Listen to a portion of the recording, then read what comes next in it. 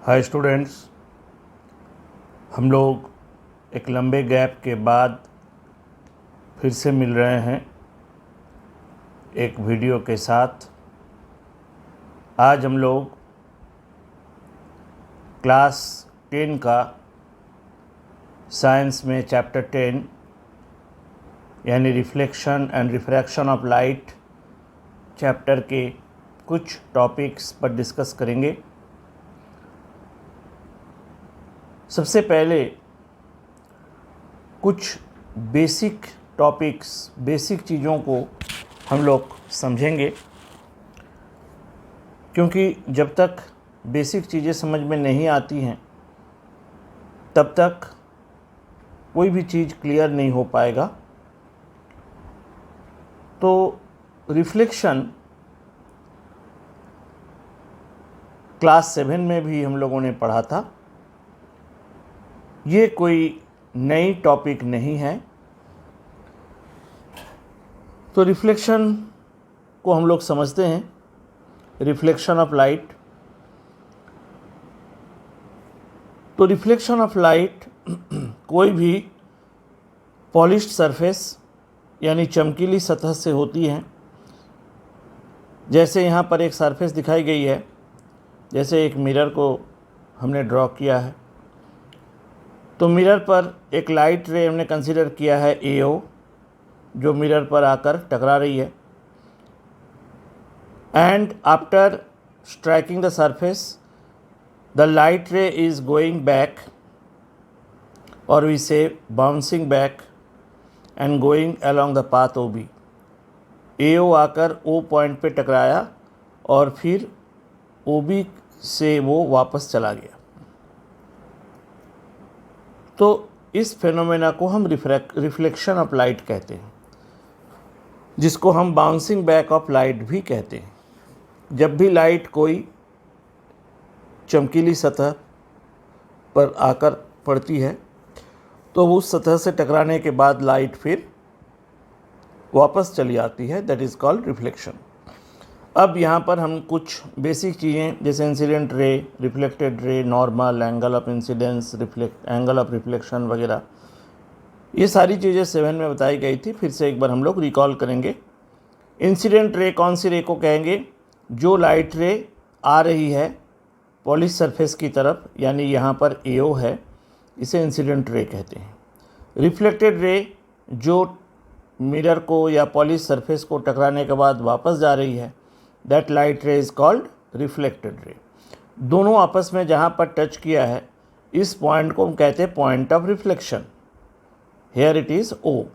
अब इस point of reflection के ऊपर अगर हम एक इमेजिनरी, काल्पनिक एक 90 डिग्री का एंगल बनाएं, एक वर्टिकल लाइन कंसिडर करें, तो उसे हम नॉर्मल कहते हैं।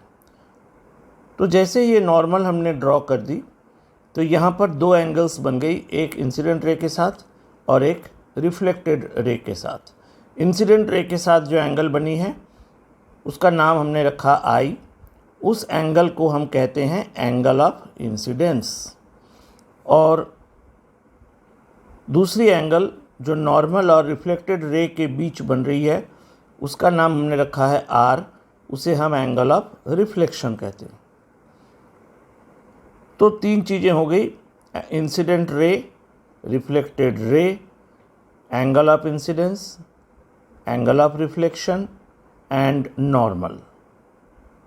1 2 3 4 5 टर्म्स। ओके।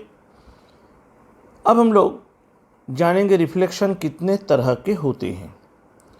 तो reflection is of 2 types, regular and diffused reflection. अब रेगुलर रिफ्लेक्शन क्या होता है कि जब लाइट रे, ये सभी आने वाली लाइट रे हैं, हमने 3 लाइट रे यहाँ पर दिखाए हैं। तो ये लाइट रे जब किसी सतह पर पड़ती है और वो सतह बिल्कुल प्लेन हो, इवन हो, समतल हो, तो रिफ्लेक्शन के बाद हम क्या देख रहे हैं कि सारी लाइट रे एक ही डायरेक्शन में जा रही है। All light rays are going parallel to each other. और इस तरह से जब रिफ्लेक्शन होती है किसी भी सरफेस से, उसे हम रेगुलर रिफ्लेक्शन कहते हैं। लेकिन यहीं पर एक और रिफ्लेक्शन की बात की गई है कि आने वाली रेज तो पैरेलल है पहले की तरह, लेकिन ये सरफेस जो है वो प्लेन नहीं है, उबड़ खाबड़ है, रफ है। ऐसी सरफेस से जब लाइट की रिफ्लेक्शन होगी तो एक लाइट रे इधर जा रही है, रिफ्लेक्टेड रे, एक इधर जा रही है, एक इधर जा रही है, यानी वो पैरेलल नहीं जा रही है, डिफरेंट डायरेक्शन में जा रही है। तो जब लाइट की रिफ्लेक्शन इस तरह से किसी सतह से हो कि after reflection light rays different directions की ओर चले, तो उसे हम डिफ्यूज्ड रिफ्लेक्शन कहते हैं। अब हम अगर ये जानना चाहें एग्जाम्पल के तौर पर कि रेगुलर रिफ्लेक्शन कैसी सतह से होती है, डिफ्यूज्ड रिफ्लेक्शन कैसी सरफेस से होती है, तो जब एक मिरर पर लाइट पड़े तो mirror is a polished and plane surface, या ग्लास शीट पर लाइट पड़े तो उससे लाइट की रेगुलर रिफ्लेक्शन होती है। लेकिन अगर एक दीवार पर लाइट पड़े तो दीवार जो है वो प्लेन नहीं है, उबड़ खाबड़ है, तो इस सरफेस पर जब लाइट पड़ेगी तो इस तरह की रिफ्लेक्शन होगी, यानी डिफ्यूज्ड रिफ्लेक्शन होगी। अब अगर हम ये जानना चाहें कि अगर हमारे चारों तरफ जितनी भी एनवायरनमेंट में ऑब्जेक्ट्स हैं सभी से लाइट की रिफ्लेक्शन हो रही है और जिसके कारण उसे हम देख पा रहे हैं, ये तो सबको पता होनी चाहिए। अब अगर हम ये जानना चाहें कि जितनी भी ऑब्जेक्ट्स हमारे चारों तरफ हैं क्या उससे रेगुलर रिफ्लेक्शन हो रही है या इरेगुलर रिफ्लेक्शन, इरेगुलर यानी डिफ्यूज रिफ्लेक्शन हो रही है, तो अधिकतर जो चीज़ें हैं, वस्तुएं हैं, उनसे डिफ्यूज रिफ्लेक्शन होती है, because most of them are uneven and they cause diffuse reflection. अगर हमारे चारों तरफ, लेकिन अगर हमारे पास कोई मिरर हो तो उससे रेगुलर रिफ्लेक्शन होती। तो मिरर से टकराकर जब आँख पर लाइट पड़ती है तो वो चमकती है, मिरर जो है वो साइन करती है। तो ये अगर हम सोचें कि हर एक बॉडी से अगर रेगुलर रिफ्लेक्शन होता तो क्या उन बॉडीज़ को हम आराम से देख सकते? Answer is no. जैसे मिरर को हम ज़्यादा देर देख नहीं सकते, रिफ्लेक्शन होने के बाद जब लाइट आँख पर पड़ती है तो हमारी आँखें जो है इट ग्लेयर्स, है ना, आँख उस लाइट को सह नहीं पाती, तो हम मिरर की तरफ ज़्यादा देर देख नहीं सकते। तो हमारे चारों तरफ जितनी वस्तुएं अगर उससे रेगुलर रिफ्लेक्शन होता तो उसे देखने में हमें दिक्कतें होती। तो most of the objects from which light gets reflected it causes diffuse reflection, उनसे डिफ्यूज रिफ्लेक्शन होती है और डिफ्यूज रिफ्लेक्शन होने पर ही हम उसे आराम से देख सकते हैं। अब हमें रिफ्लेक्शन के दो नियमों को भी जानना है, which are called laws of reflection.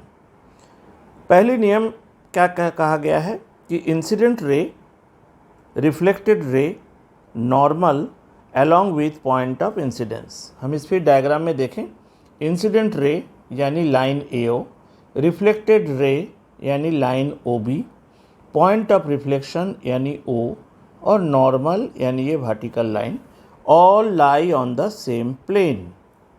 ये सारे एक ही प्लेन पर एग्जिस्ट करती है। दूसरी नियम क्या कहा है? Angle of incidence I is always equal to angle of reflection R, that is angle I is equal to angle R। जब भी रिफ्लेक्शन होगी किसी भी सरफेस से तो angle of incidence angle of reflection के बराबर होगा, दोनों एंगल हमेशा बराबर होगा।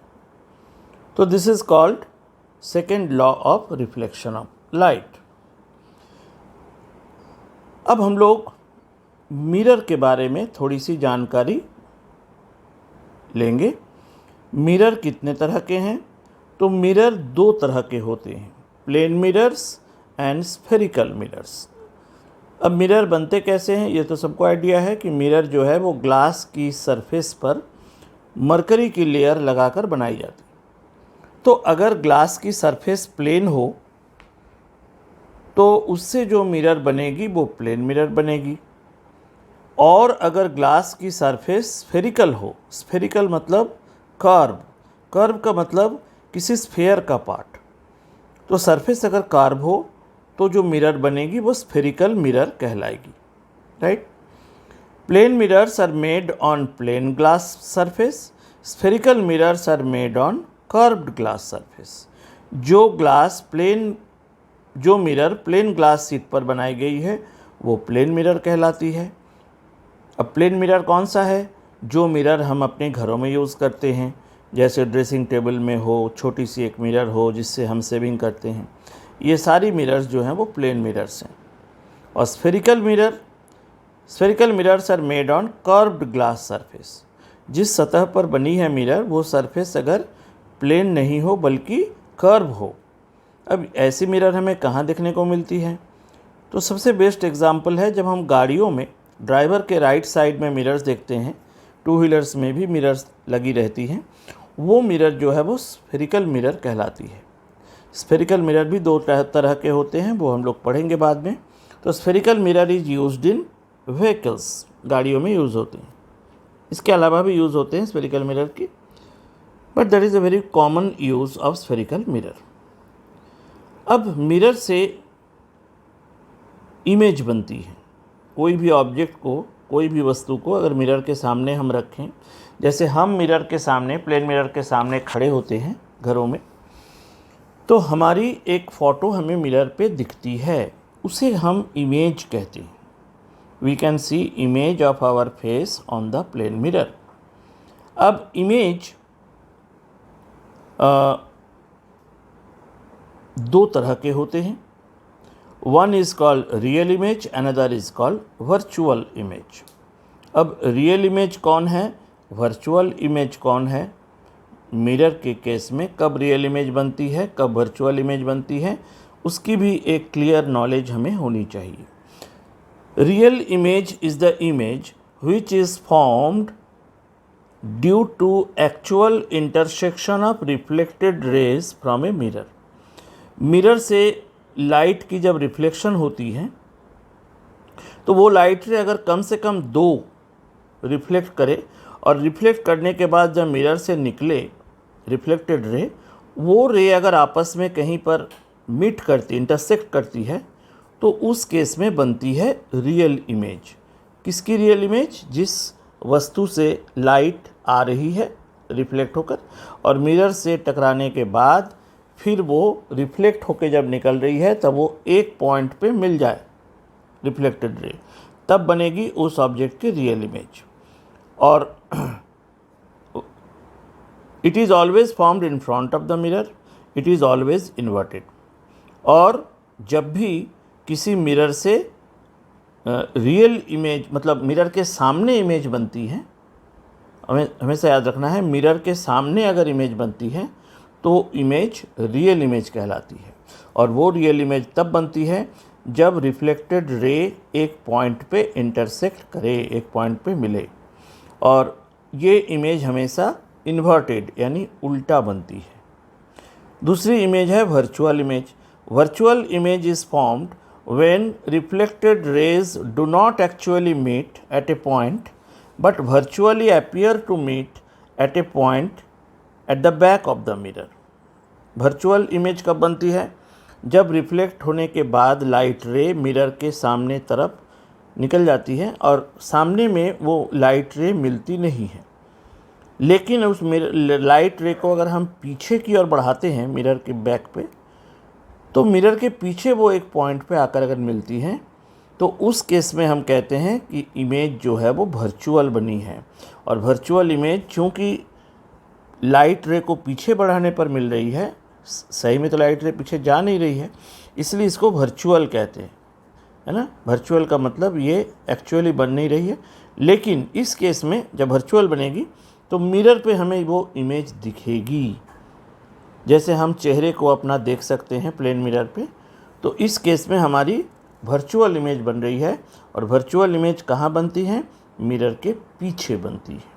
और रियल इमेज कहाँ बनती है? वो मिरर के सामने बनती है। Always remember this 2 points. और मिरर के पीछे जब इमेज बनती हैं तो वो इरेक्ट यानी सीधी बनती हैं, और छोटी भी बन सकती हैं या फिर बड़ी भी बन सकती है, लेकिन सीधी बनी, इरेक्ट। और प्लेन मिरर अगर होगा तो इमेज की साइज जितनी बड़ी ऑब्जेक्ट है उतनी ही बड़ी होगी, और सीधी होगी। इरेक्ट तो हमेशा होगा सब केस में। तो ये हो गई वर्चुअल और रियल इमेजेस की बातें। अब नेक्स्ट वीडियो में हम लोग रिफ्लेक्शन के बारे में कुछ और चीज़ें पढ़ेंगे। तब तक के लिए बाय। अगर तुम्हें मेरा ये लेसन पसंद आया हो तो सब्सक्राइब ज़रूर करना और लाइक और शेयर भी कर देना। Thank you.